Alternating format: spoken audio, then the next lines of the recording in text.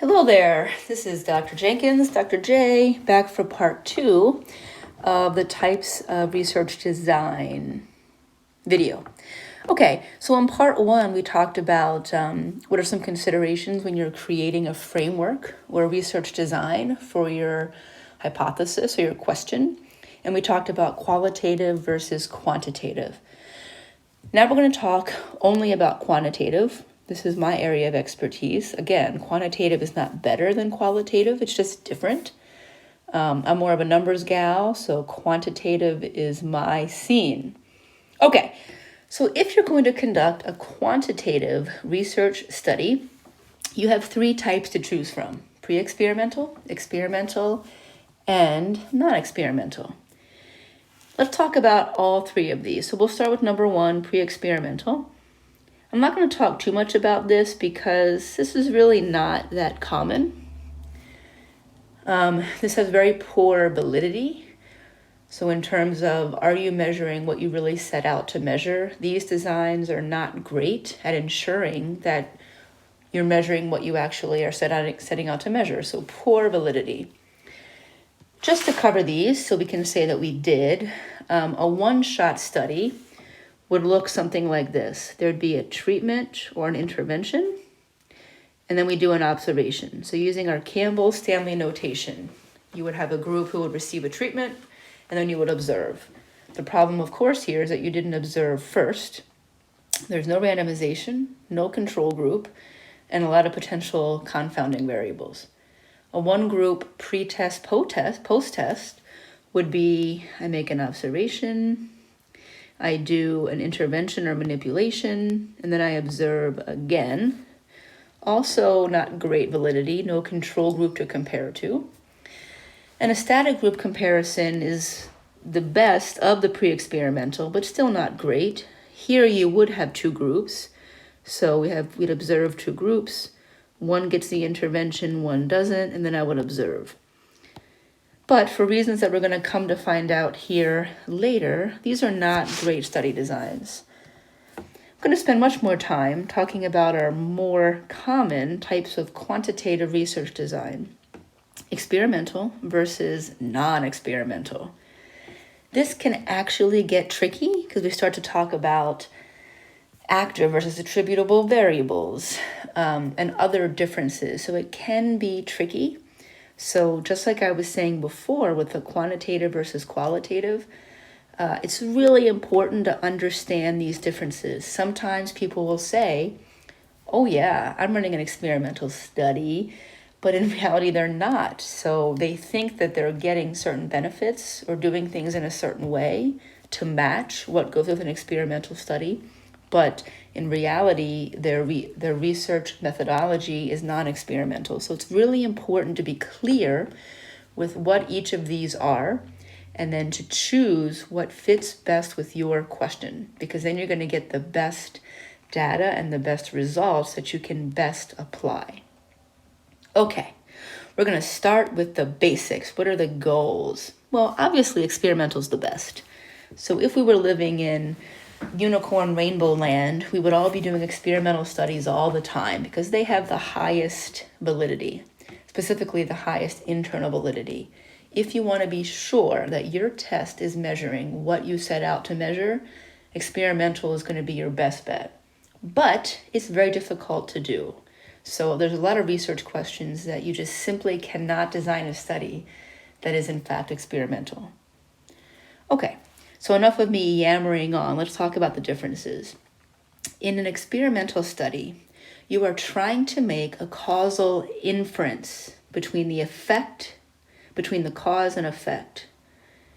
Inference. So if I go down to the bottom, with this study, because your goal is to make a causal influence, you are actually able to imply cause and effect. This led to that. X led to Y. The characteristics of an experimental study. If I am able to imply cause and effect, I have to have a control group. I have to have randomization, and I have to manipulate the variables. Good. So these are going to be the characteristics of experimental, either true or quasi-experimental. There is manipulation of variables. There is a control group that does not get the manipulation. There is randomization.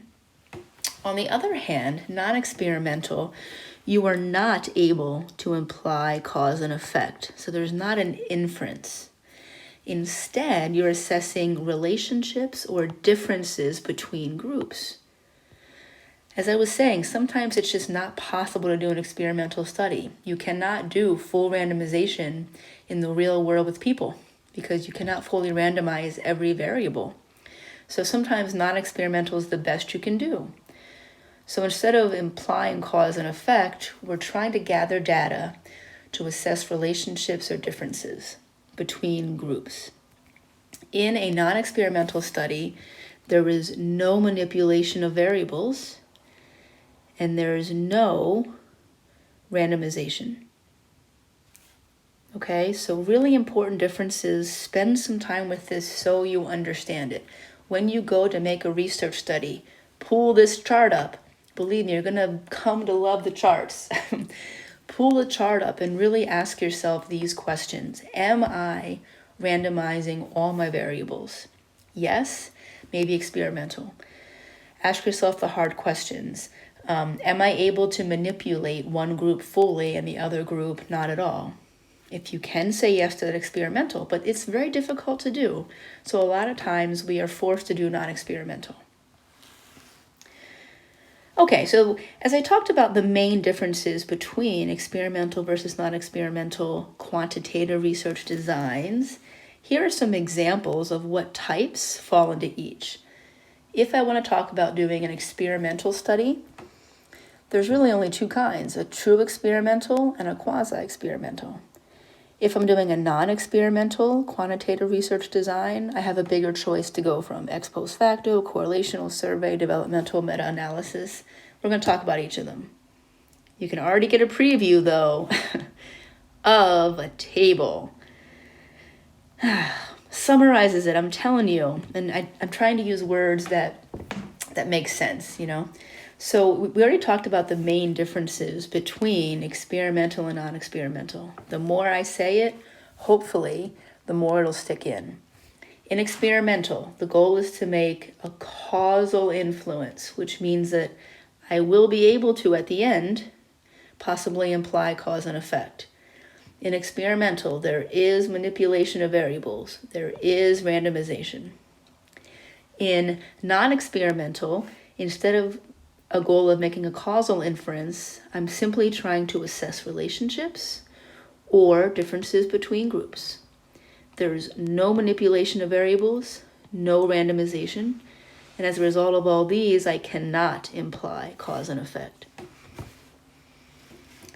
You can see this table wraps up well what each method is, what the validity is in terms of external and internal validity, and then what statistical tests you may be able to use. Remember I said that the research design is different from the statistical tests.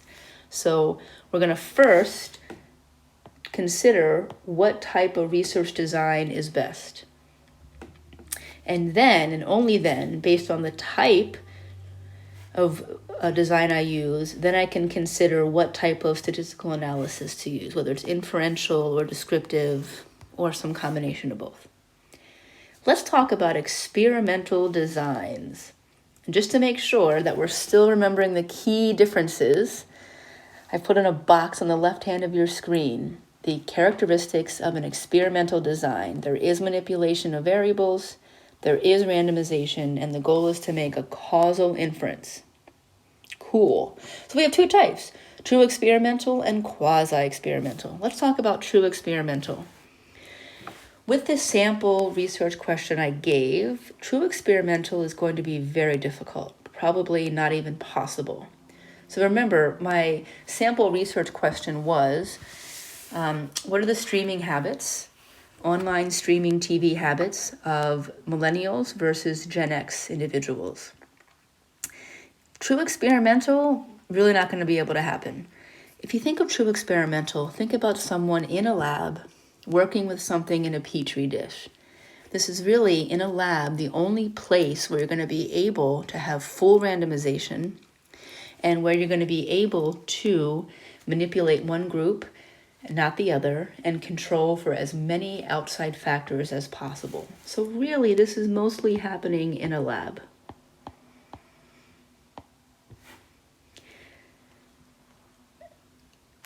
If I was to do a true experimental study,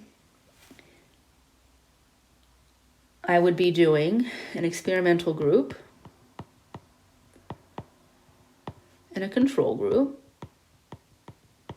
I would start off with some kind of observation. And of course, you know what the key is? There would be randomization. So in my Campbell-Stanley notation, the key to make it experimental is that R, randomization of my experimental group, randomization of my control group. If you think about people in real life, if I was going to try and design a true experimental study looking at streaming habits of Gen X versus millennials, I cannot fully randomize that. It would be impossible for me to take all the people in the United States, to find all the Gen Xers and all the millennials and fully randomize to get a sample that really represented the population. It's just not possible. So in a lab setting, you're more likely to do that. Let's say that I wanted to see the effectiveness of some sort of treatment on bacteria. If I wanted to see if bacteria was resistant to a certain type of drug, then I could do it in a lab. So I would have 2 observation groups, one set of bacteria, and because I'm making the bacteria myself, I can fully randomize them. One experimental group of bacteria, one control group of bacteria. I only give the proposed antibiotic to one and not the other. And then with that same randomized group, I do a second observation. True experimental. In true experimental, you're going to have the best internal validity, but you're also going to have a lower external validity. Just because something is true in a lab doesn't mean that it's going to be true in the outside world, but this is a good place to start. All right, let's talk about quasi-experimental. This will probably be a more common situation for doing research out in the real world. For quasi-experimental, let's say I wanted to make up a quasi-experimental study on something that related to the topic I was talking to you about. Let's say that my question is, I want to know, do age and access to education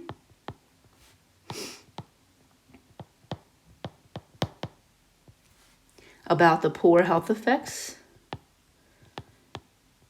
of watching too much TV, because you're not outside exercising.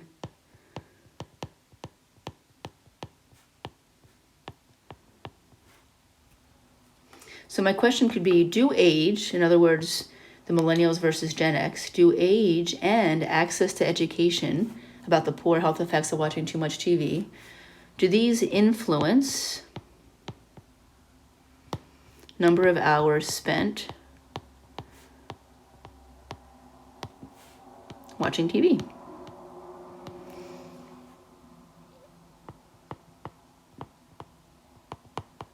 You're going to see in these videos, I'm going to be giving examples because that's really the best way to think about it.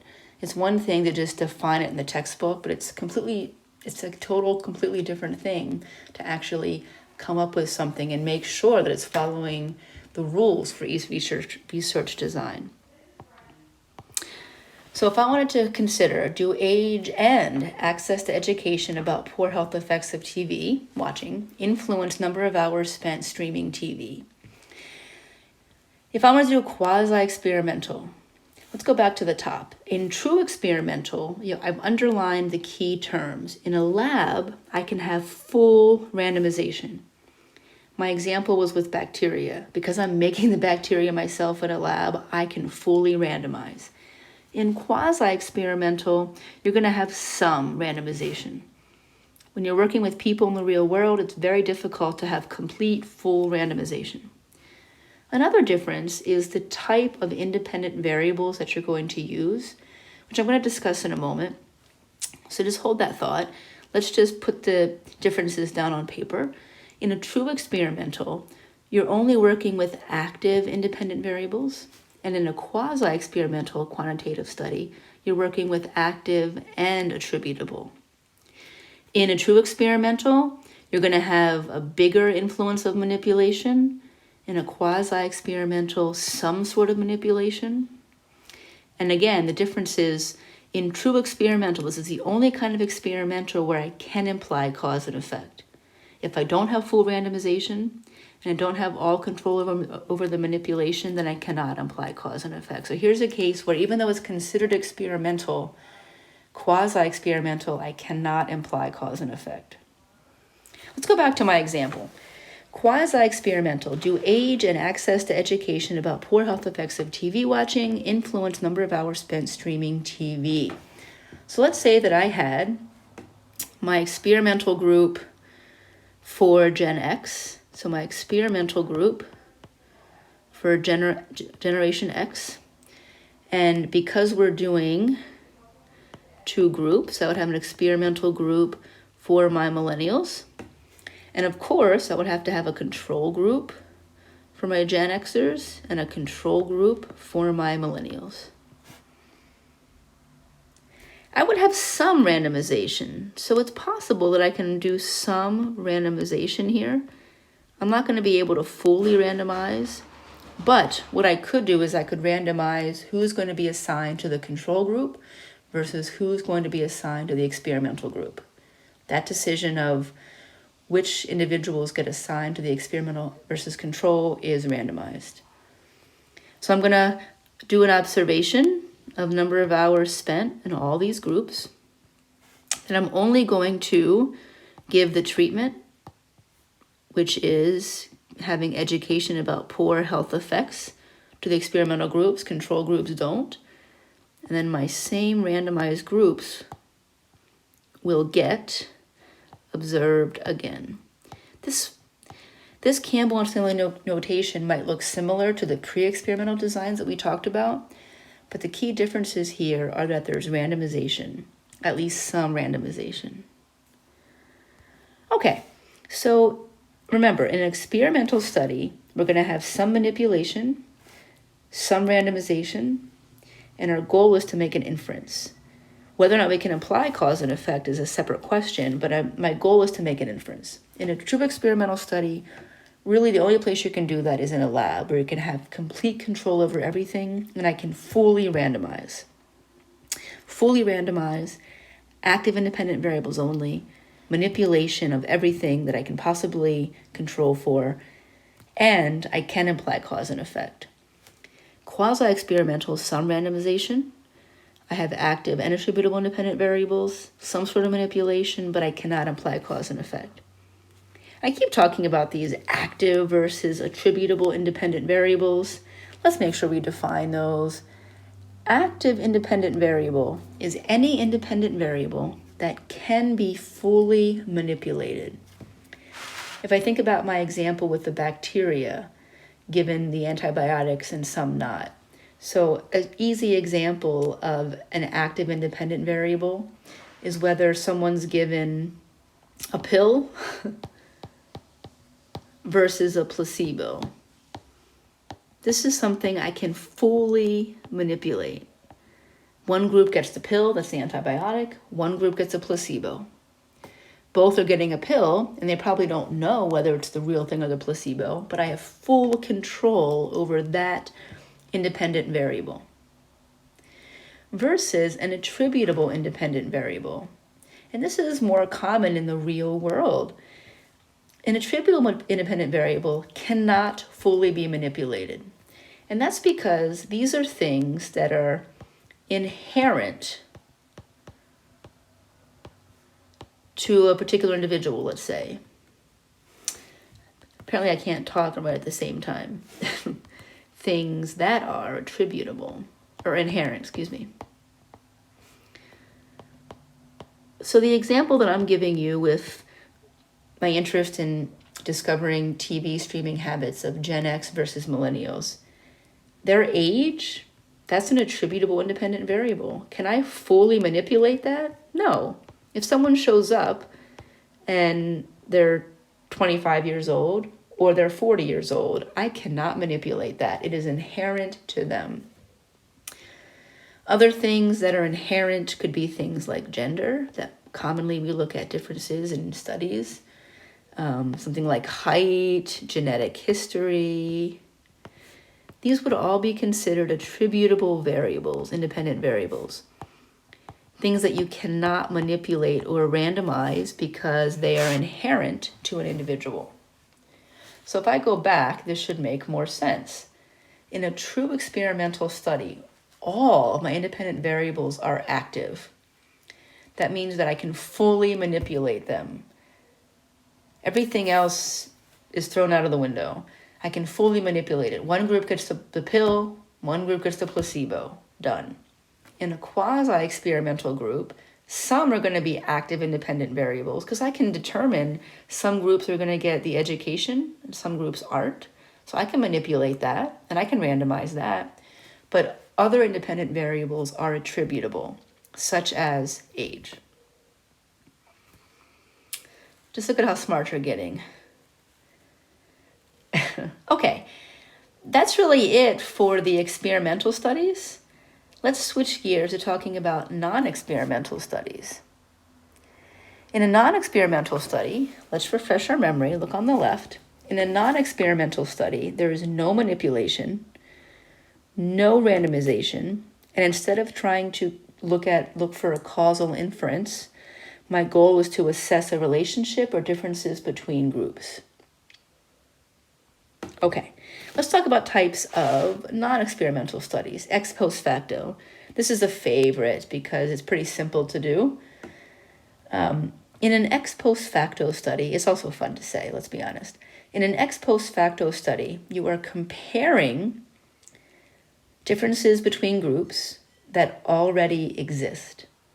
In my sample study, this will be a perfect way to conduct a research design, ex post facto, not experimental. I'm looking to compare something between groups that are already different. So I have Gen X versus millennials. Those differences already exist. There's no intervention, and this is also going to include attributable independent variables.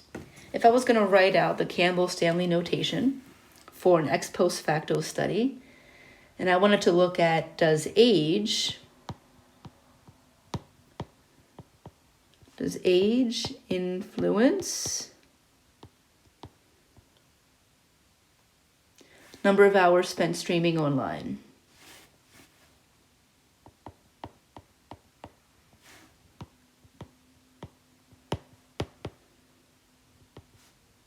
My handwriting's not that good. So that's my basic question. If I wanted to frame an ex post facto research design, I would probably phrase the hypothesis a little bit different. And as we already know, a hypothesis is not going to be a question. Typically, when you're thinking about your research study, you may start with a question. I wonder, does age influence streaming habits? Okay.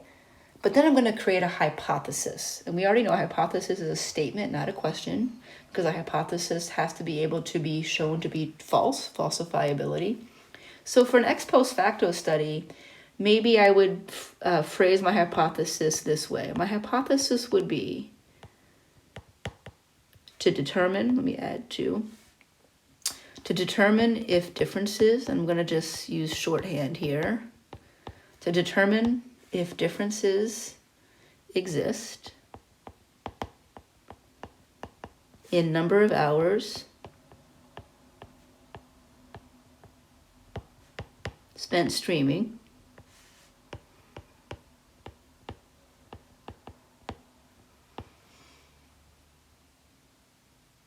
TV.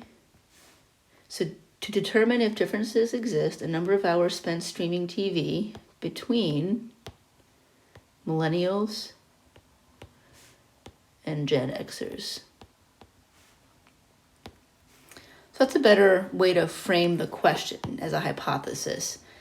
And this really falls into what a non-experimental study is. Remember, a non-experimental study, to go back to your table on the left, a non-experimental study, your goal is to assess relationships or differences between groups. So here, I'm looking to see if there's differences between groups. If I wanted to do a Campbell-Stanley notation for an ex post facto, I'm going to have experimental group. That's going to be millennials. And an experimental group that's going to be Gen X. I'm going to do an observation and maybe even do a second observation. But what do you notice here? There is no manipulation. You don't see any T's or X's, and there's no randomization. So that's what makes this non-experimental. Okay, ex post facto. Let's look at correlational. In a correlational study, instead of comparing differences between groups, I'm looking to see if there are relationships between groups or variables. In some ways, on the surface, you might think that these sound very similar, but once we get into the details, there tend to be a lot of differences. And look down here, compared to ex post facto, depending on your question and the type of subjects or availability you have of your data, to get data, if you have access to a larger sample, you're more likely to do correlational. And a second difference is that there's different levels of measurement. If you have a chance to watch the video on levels of measurement, nominal, ordinal, interval, and ratio, in a correlational study, we can use nominal or ordinal levels of measurement, whereas ex post facto, for our dependent variable, we're really looking at interval and ratio. So those things come into play. So you're more likely to choose a correlational study design if you have a larger N and maybe lower levels of measurement. And another difference here, and I've put it in bold, is in correlational, you're really trying to get heterogeneous data versus in an ex post facto, you're desiring more homogeneous data. So it might be the case that in an ex post facto study, I believe that these differences already exist, or I know that they already exist. So if I'm doing an ex post facto study, I'm comparing groups that already exist. And because of that, I may know that differences already exist. So maybe I've done some preliminary research for my, in order to get more information, and I see that there are some differences that already exist. I think it's pretty clear. We know that differences exist in streaming habits. So in that case, I'm more likely to choose an ex post facto study versus heterogeneous data. Sometimes you may not even know a correlation exists. In an ex post facto study, it wouldn't really make sense to do a correlational study because in an ex post facto, I already know there's a correlation. So I want to take it to the next step, and I want to see, are there actual statistically significant differences between groups above and beyond a correlation? Whereas correlational might be where you start. There's no research to show me that there is already a relationship out there. So I'm going to have more heterogeneous data that I'm actually looking to see, is there a relationship?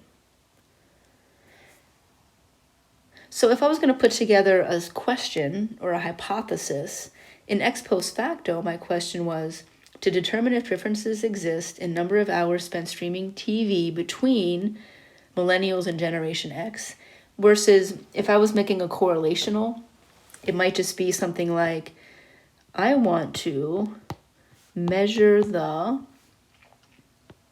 relationship between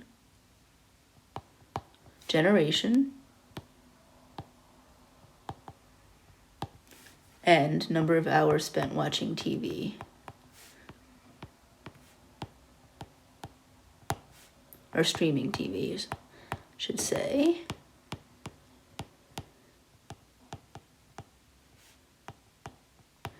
So you can see how this might be something you would do beforehand to even see if there's a relationship that exists. So maybe if I did this first, measure the relationship between generation hours spent streaming TV, then I could actually get a little bit more specific data by comparing two specific groups. So maybe this one, the correlation, I could say, you know what, there is a relationship between generation and number of hours spent streaming.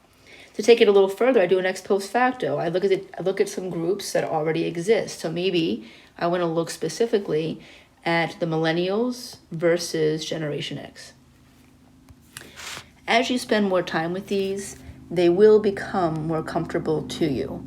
But I can't stress it enough, even though I know the statistics are fun and sexy, there's really no sense in getting there if you don't choose the right research design. Garbage in, garbage out, and we do not want garbage.